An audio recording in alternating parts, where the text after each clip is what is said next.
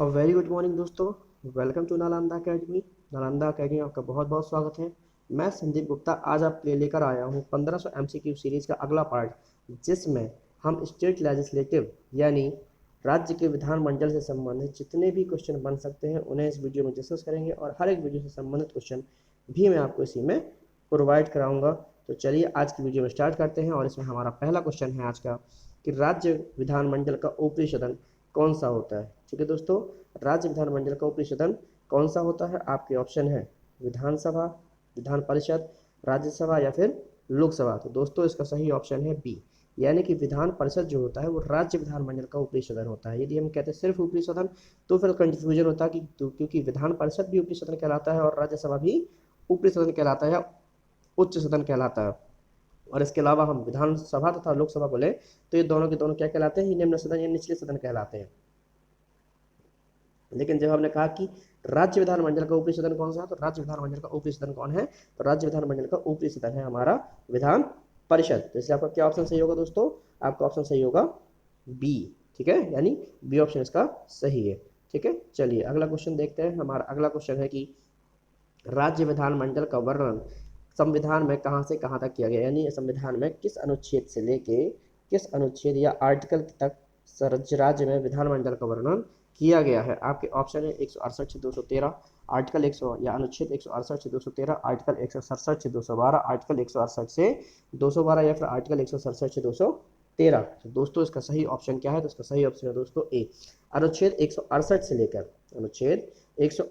लेकर अनुच्छेद 213 तक किन चीज़ों का वर्णन है? तो इसमें यहाँ पे पूरा राज्य विधानमंडल का वर्णन किया गया है। किसका दोस्तों किया गया है वर्णन? तो यहाँ पे राज्य विधानमंडल का वर्णन किया गया है। ठीक है, तो आपका ए ऑप्शन इसमें सही होगा क्योंकि इनमें राज्य विधानमंडल के बारे में बतलाया गया है डिटेल से। तो आपका ए ऑप्शन सही है। चलिए अगला क्वेश्चन देखते हैं। हमारा अगला क्वेश्चन है कि निम्न में से कितने राज्यों में द्विसदनीय विधानमंडल की व्यवस्था की गई है या द्विसदनीय विधानमंडल है? कितने राज्यों में है?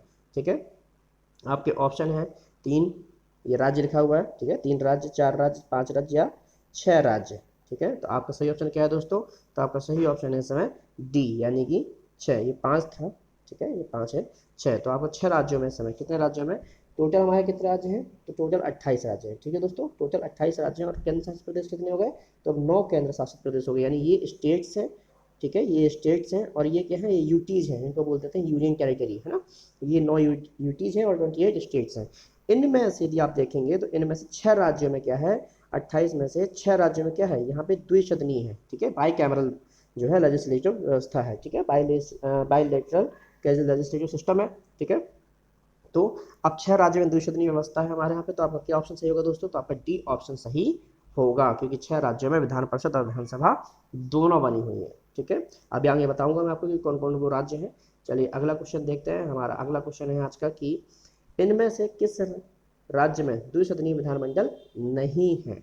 ठीक है, किस राज्य में द्विसदनीय विधानमंडल नहीं है? आपके ऑप्शन है उत्तर प्रदेश, बिल्कुल जी है, कर्नाटक है, महाराष्ट्र है। तो किसमें नहीं है दोस्तों? तो हमारा सी ऑप्शन सही है इसका, यानी गुजरात में द्विसदनीय व्यवस्था नहीं है, बल्कि गुजरात में यूनिकैमरल या एक ही सदन है, जिसको हम क्या कहते हैं? विधान सभा या निचला सदन। वहाँ पे उच्च सदन या विधान परिषद की व्यवस्था नहीं की गई। तब क्वेश्चन आता है कि किन किन राज्यों में आकर द्विसदनीय व्यवस्था की व्यवस्था की गई है, द्विसदनीय सदन व्यवस्था है।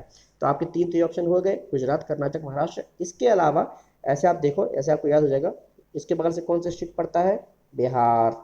ठीक है, इसके बगल से पड़ता है बिहार और कर्नाटक के बगल से पड़ता है महाराष्ट्र। ठीक है, ये दोनों पास पास पड़ते हैं। और इसके अलावा ले लेंगे हम 2 और, वो है आंध्र प्रदेश। और आंध्र प्रदेश से ही क्या अलग हुआ है?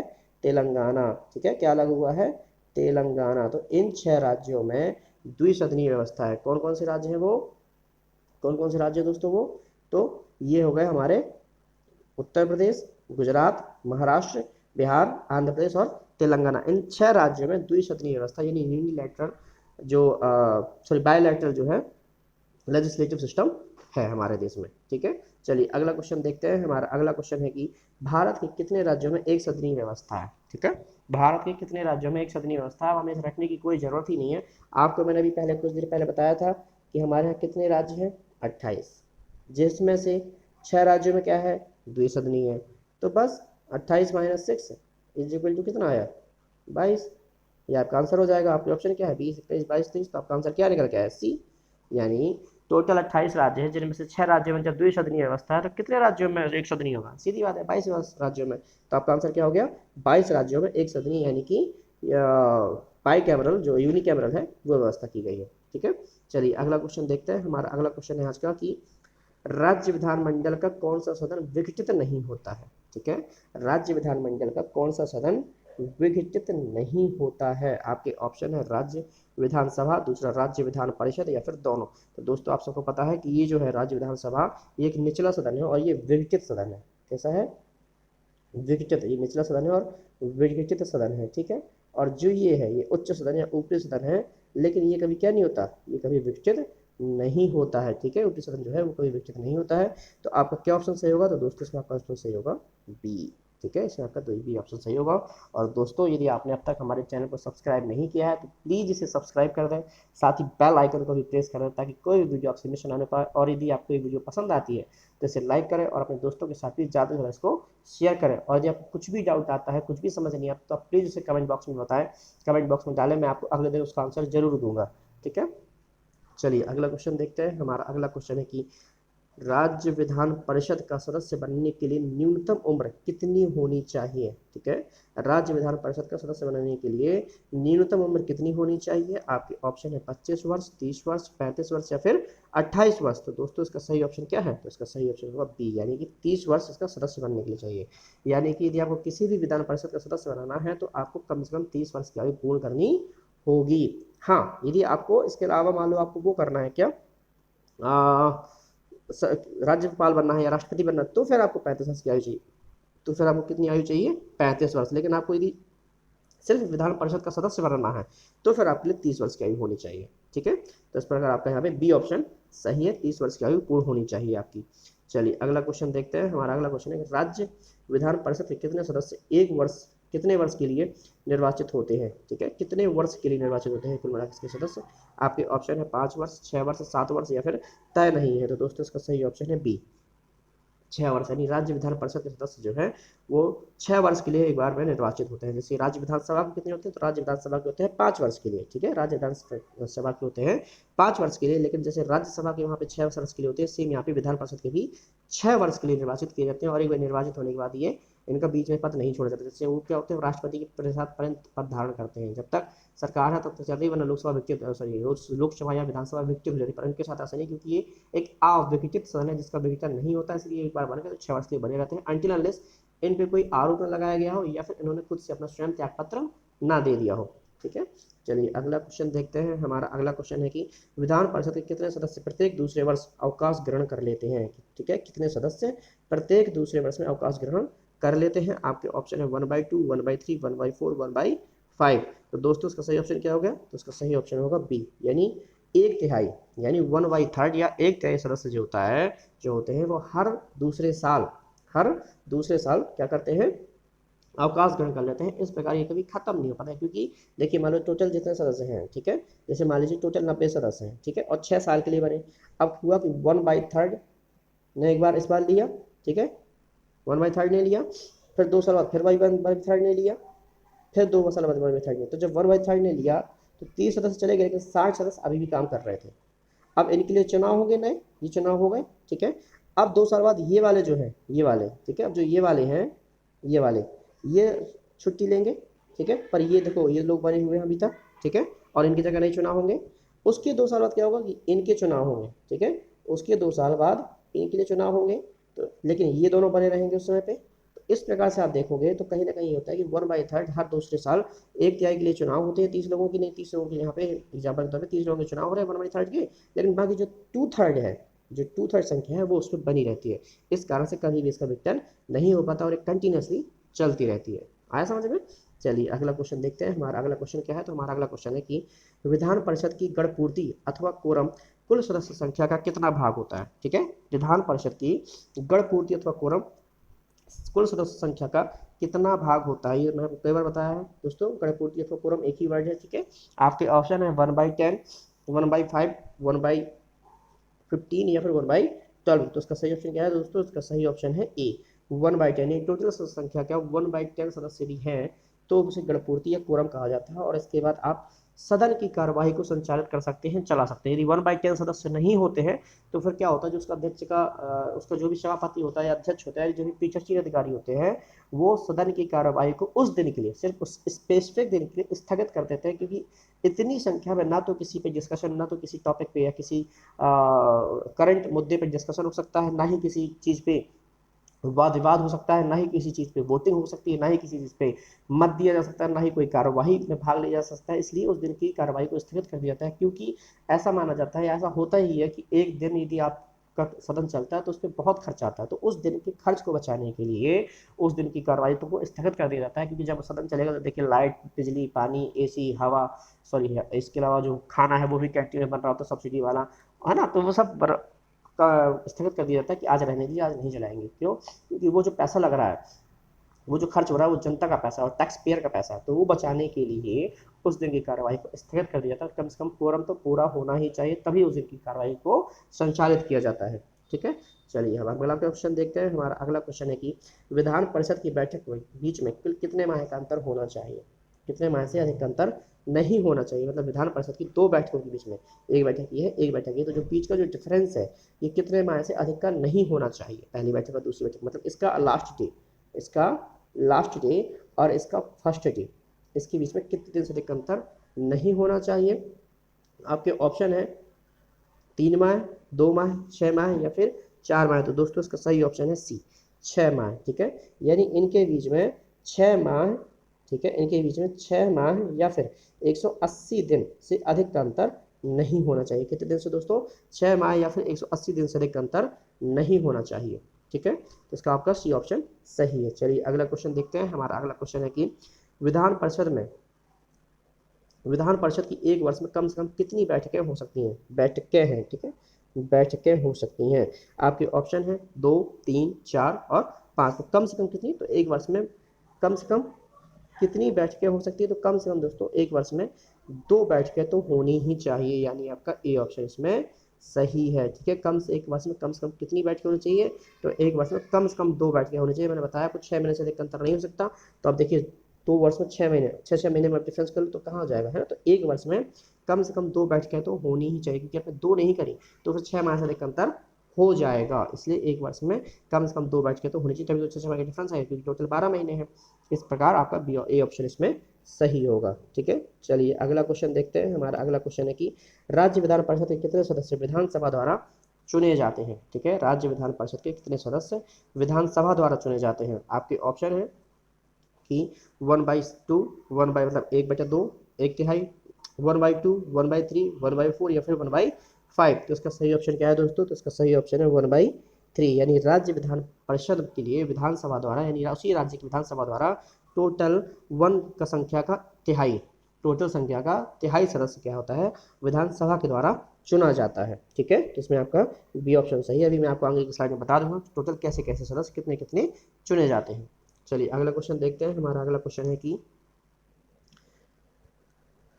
राज्य विधान परिषद के निर्वाचन क्षेत्रों का परिसीमन किसके द्वारा किया जाता है? ठीक है, निर्वाचन क्षेत्रों का परिसीमन यानी डिलिमिटेशन किसके द्वारा किया जाता है? ठीक है, आपके ऑप्शन है संसद, परिसीमन आयोग यानी पार्लियामेंट, डिलिमिटेशन कमीशन, प्रेसिडेंट या फिर इनमें से कोई भी नहीं। तो दोस्तों इसका सही ऑप्शन क्या होगा? तो इसका सही ऑप्शन है बी, परिसीमन आयोग यानी कि डिलिमिटेशन कमीशन। ठीक है, डिलिमिटेशन कमीशन, ठीक है, डिलिमिटेशन कमीशन के द्वारा किया जाता है।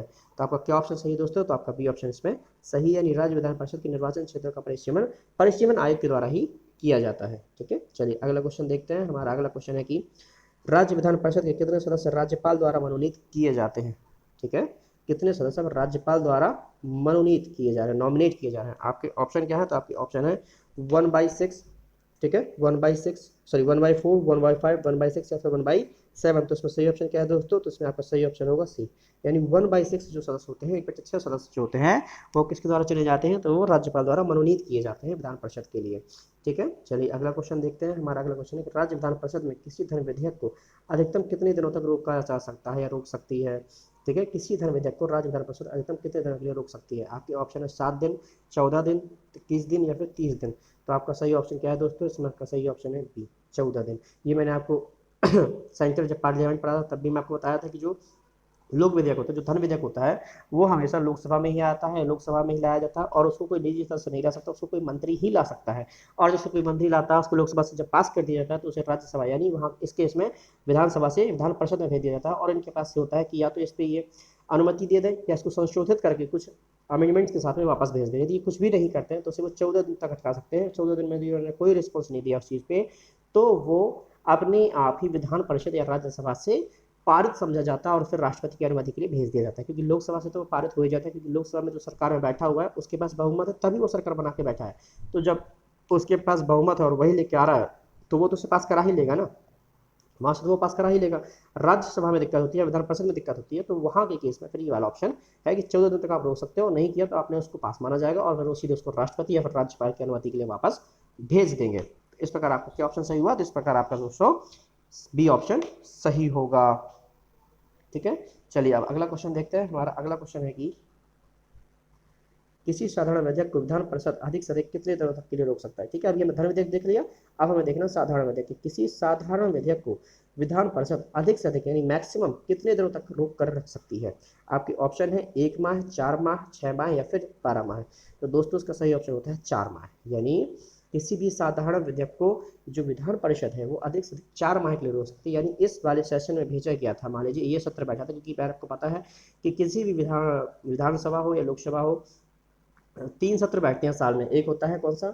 शीत सत्र, मानसून सत्र और बजट सत्र, यानी शीत सत्र, ठीक है, एक होता है शीत सत्र, एक होता है मानसून सत्र और एक होता है बजट सत्र। ठीक है, बजट सत्र। अब 3 हो गए, 12 महीने, तो आप डिवाइड कर दो 12 में, तो 4 महीने आया ऑन एन एवरेज। यदि मान लीजिए उन्होंने शीत सत्र में भेज दिया तो 4 महीने बाद मानसून सत्र लग जाएगा, या मानसून में भेजा तो 4 महीने बाद बजट लग जाएगा, बजट में भेजा तो 3 महीने बाद दूसरा आ जाएगा।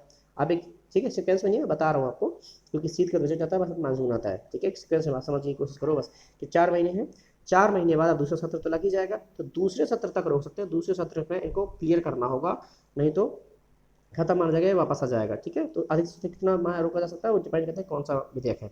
तो अधिक से अधिक कितने माह तक रोक सकते हैं? तो अधिक से अधिक 4 माह तक रोक सकते हैं। ठीक है, अधिक से अधिक 4 माह तक रोक सकते हैं, यानी 120 दिन तक ये से रोक सकते हैं। तो आपका कौन सा ऑप्शन सही है? आपका बी ऑप्शन इसमें सही होगा। ठीक है, चलिए अगला क्वेश्चन देखते हैं। हमारा अगला क्वेश्चन है कि राज्य विधान परिषद में कुल संख्या का कितना हिस्सा विश्वविद्यालय के स्नातक द्वारा चुना जाता है? ठीक है, आपके ऑप्शन है 1/3, 1/6, 1/12 या फिर 1/10।